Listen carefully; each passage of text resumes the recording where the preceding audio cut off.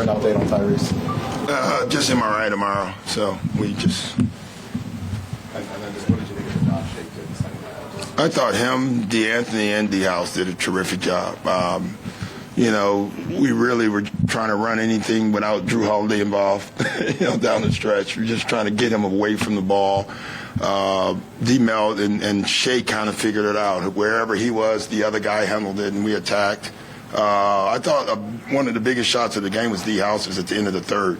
They were making a run. He scores that two, and we knew they had the ball first, so I thought that was a big shot for us. So those three guys play that much, handling the ball, point guard under pressure was really good for us. Do you expect Tyrese to play tomorrow? Listen, I have no idea. He's in the boot, so I'll let you figure that one out. Did you get a chance to see him at halftime? Yeah, I talked to him. He says what he always says, Coach, I'm good. But I don't know if he'll be good right away would be my guess. Is it especially disappointing given that might have been the best half he's played? Yeah, in a while, yeah. He was really had his rhythm, was attacking. And that was tough. Yeah, you talked the last couple of days before the game about how the guard play was limited with Tyrese. Yeah. Now, what is it going to be like trying to fast track? It's going to be that? just like tonight. That's why we had Joel, and that's why we had to put Trez in, because Trez was so great at the delay action. So we basically were using our fives to bring the ball up a lot. Just get the ball out of our hands, throw it to the fives, and they can do the dribble handoff stuff. And Joel and Trez are the two best guys that can do that. That's why we had him in. But we just have to find a way, until guys get back. I don't know if we'll get any help back tomorrow, between Ferk and Tobias.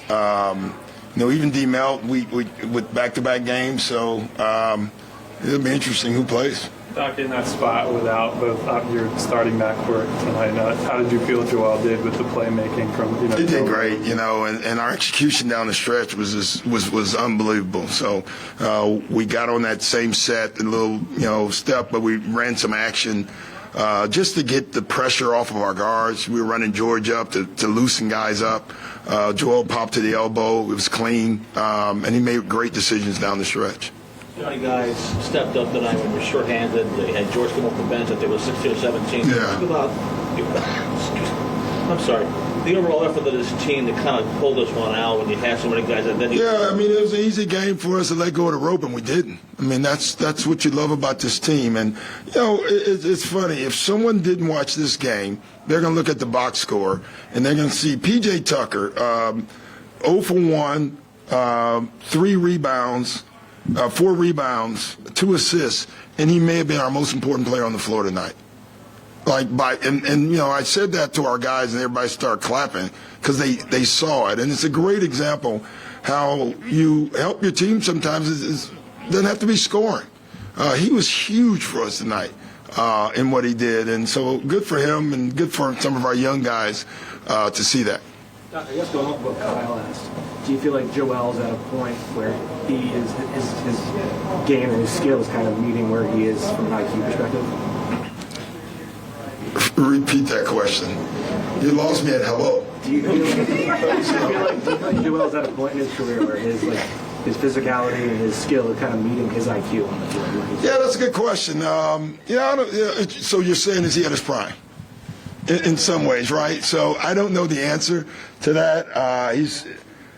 I hope not, because if he can get better, that'd be great for all of us. But he's so good right now.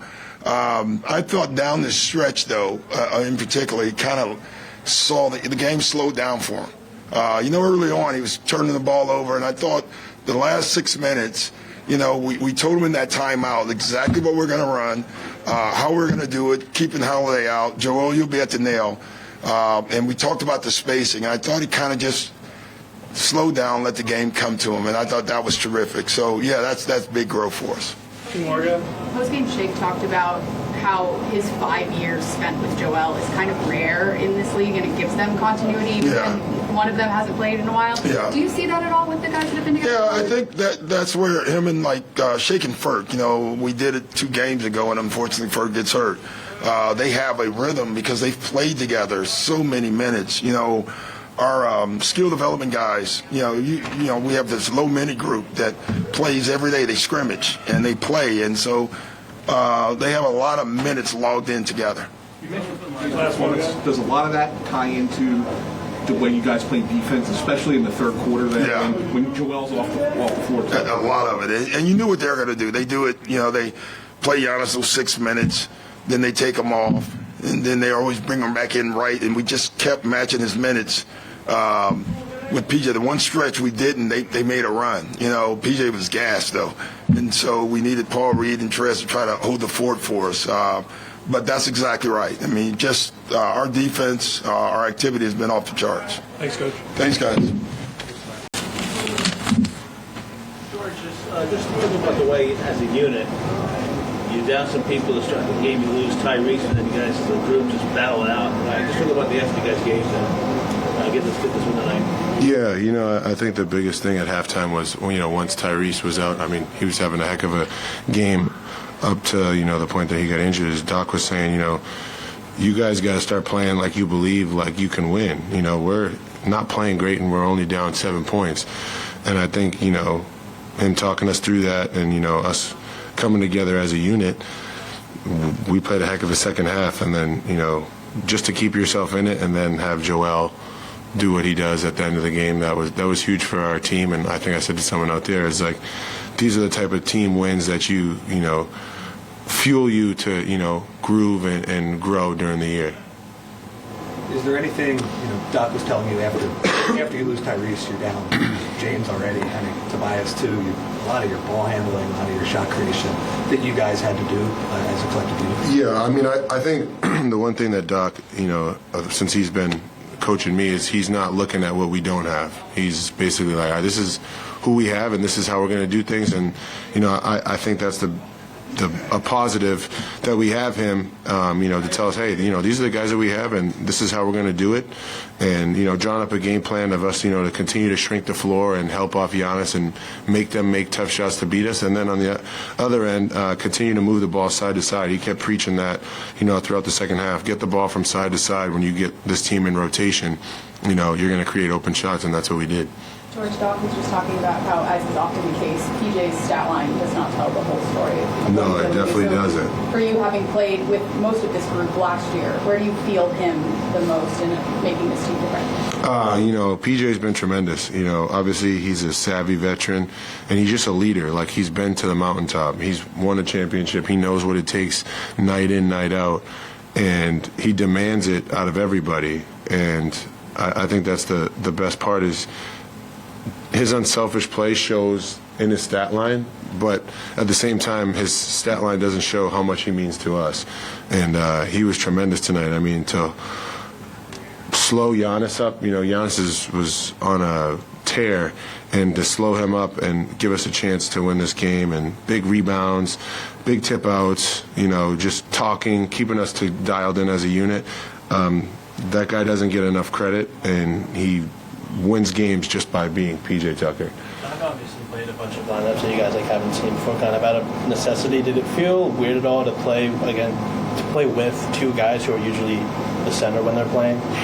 No, not at all. I mean, when you're in a game like this, you're just trying to figure out ways to, manufacture stops. How am I going to, cut or get a teammate open? So I wasn't ever thinking like, I'm out there with two centers or guys that I'm not used to being out there with. I know where my spots are, and I kind of know where they need to be, so it's almost like directing traffic. But everybody did a great job of just buying in for a huge team victory, and this was huge for us. We've had some bumps and bruises, with injuries and then tough losses, and this was just a game that, shows our growth, from constantly putting in the work habits day in and day out and just continuing to get better. I think at one point you scored 40 points in the second half. What was working for you guys on defense? What'd you say? Sorry. I believe the Bucks only scored 40 points in the second half. What was working for you guys on defense? Like I said before, just crowding the paint and making them make tough shots. Joel was doing a great job at the rim, and we were doing a great job of switching and being in rotations and making multiple effort plays. And, Coach Burke, our defensive coach, is always preaching, getting out there and making multiple effort plays, and we did that, and we cleaned up the glass. You played for Doc for over a year now. When you guys kept running that pick and roll play at the end, after the first one that he's just going to keep going back to that until they stop it? That's kind of how he coaches. Is if it ain't broke, don't don't fix it. And obviously there's a bunch of wrinkles and different things you can do with the play that he gave us. But I think down the stretch we know where the ball's going. How was Tyrese doing like mentally in the locker room? Have you ever met Tyrese? I don't think Tyrese has ever had a bad day. Yeah, he's still smiling, eating popcorn like he always does. So I don't know the details, but he was smiling back there. I know he was happy as heck that we won. So that's the biggest thing. And I hope he gets healthy really soon. Thanks, Jim. Yep.